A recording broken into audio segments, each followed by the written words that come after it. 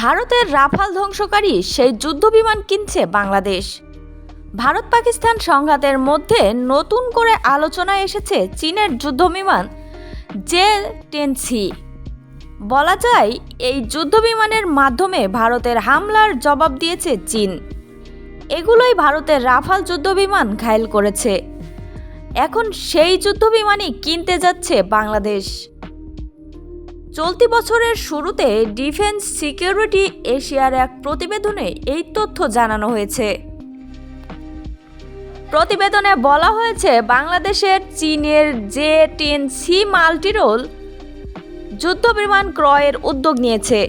দক্ষিণ এশিয়ায় পাকিস্তানের পর দ্বিতীয় দেশ হিসেবে এই আধুনিক প্ল্যাটফর্মের ব্যবহারকারী হতে চলেছে বাংলাদেশ।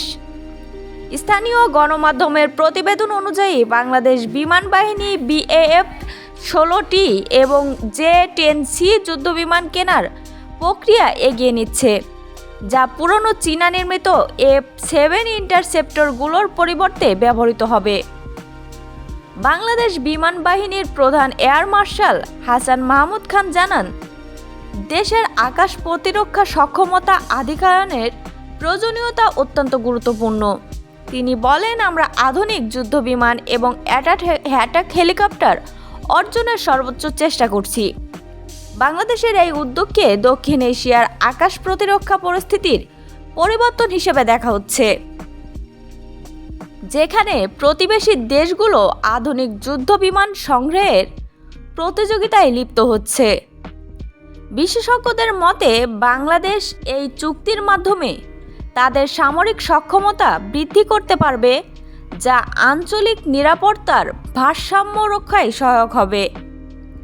এছাড়া চীন ও বাংলাদেশের দীর্ঘদিনের প্রতিরক্ষা সহযোগিতার ধারাবাহিকতায় এই জে-10সি ক্রয় একটি নতুন অধ্যায়ের সূচনা করবে।